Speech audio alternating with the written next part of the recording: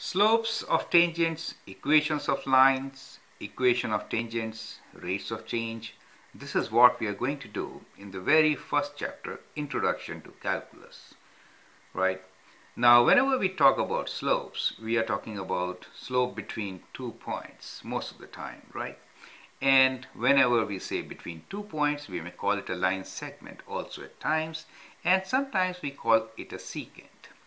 So, here is the very first question to remind you of lines. State the equation of following lines. A. Passing through 2, 3 and -4, 9. Parallel to y-axis and passing through the point P, 2, 3. C. A line which has x-intercept of 6 and y-intercept of 4. D. A line passing through 2, 5 and perpendicular to the line 2x minus 3y equals to 6. I know most of the students, for them this is a very simple, straightforward question, but I think this is always a good starting point. So let's review our skills and let's remind ourselves of how to find equation of lines under different conditions. So the first one is between 2 points.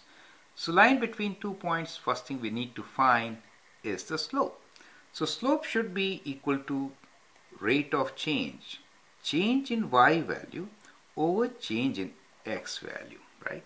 We also call this difference quotient, right? Since the numerator here is y2 minus y1 and the denominator is x2 minus x1.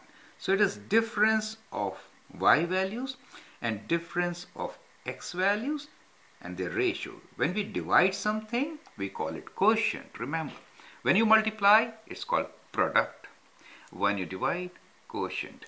So it is division, right, of difference of y values by difference of x values, and therefore we call it difference quotient. And this is a huge method in finding rate of change and in finding limits and all over calculus. So you will always get across this difference quotient. So the idea here is not to remind you of your grade 9 lines, but really introduce lines to calculus and get you started. That's the whole thing, right? So you can always do the needful, that is, we can find the slope here, which is 9 minus 3 divided by -4 minus 2, and that gives us 6 divided by -6, a slope of -1.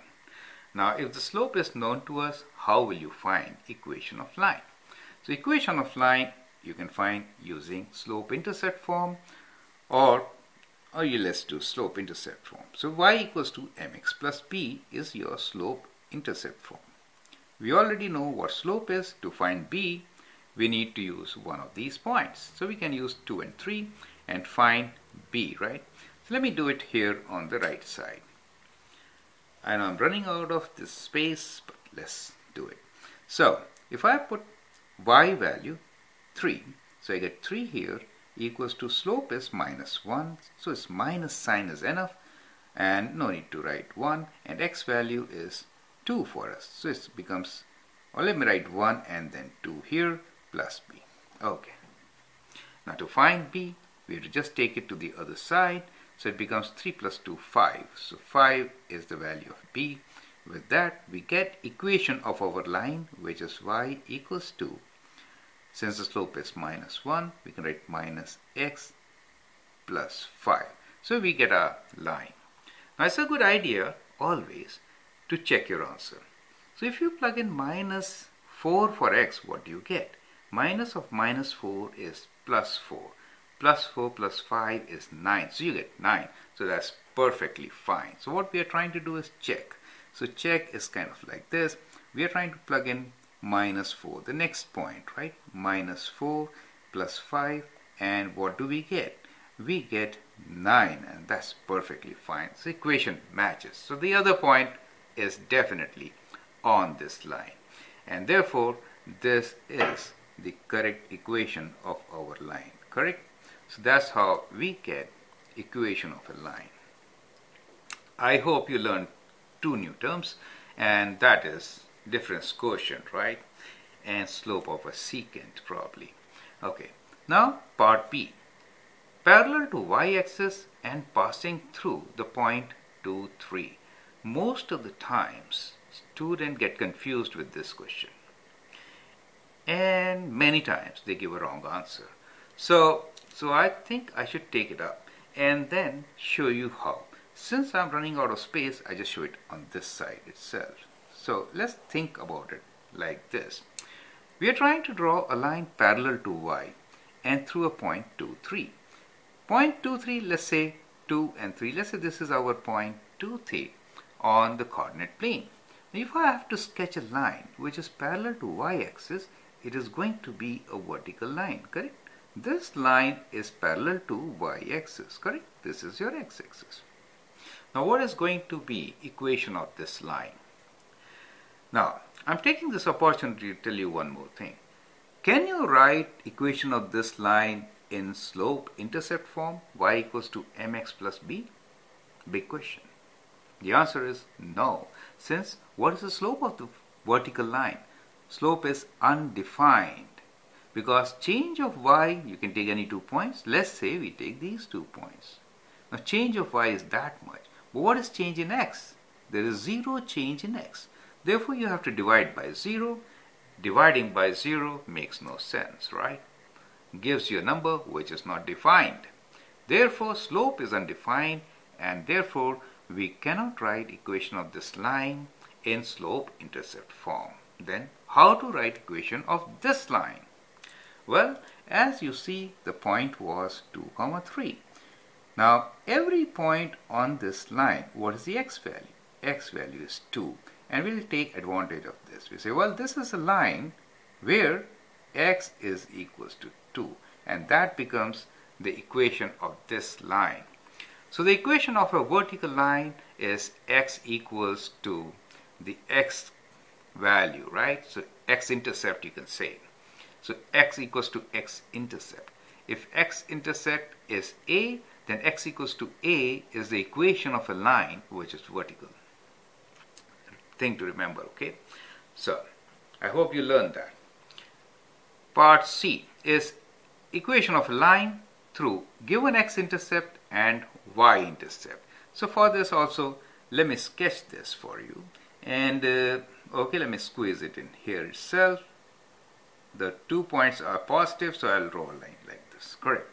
Now, here we have x-intercept of 6 and y-intercept of 4. So the line will be kind of like this. Do you see that? So we have a line here, which I can say, well, this point is the x-intercept, which is 6. And that is my y-intercept, which is 4. Correct. Now, so you can find the slope of this line, and you know, line is going downwards. So I've seen students, they will do 4 divided by 6 and get me an answer 2 over 3 as slope. Right? 2 over 3 is not the slope. You go down 4 units, therefore it is minus 4, right? Minus 4 divided by 6. And the slope is not 2 over 3, but minus 2 over 3, right? And your y-intercept is 4. And therefore, we can write the equation. And the equation is y equals to the slope, which is minus 2 over 3 x plus 4. Do you see that? That is how you are going to write the equation of this line. And in calculus, you may not always have to do all this to get your result. You can do straight this to get your result and explain, because the idea is not just finding slope, right? That is probably the last and the most important part of your equation or problem solving, right? And there will be many other things and many other ways to find this slope.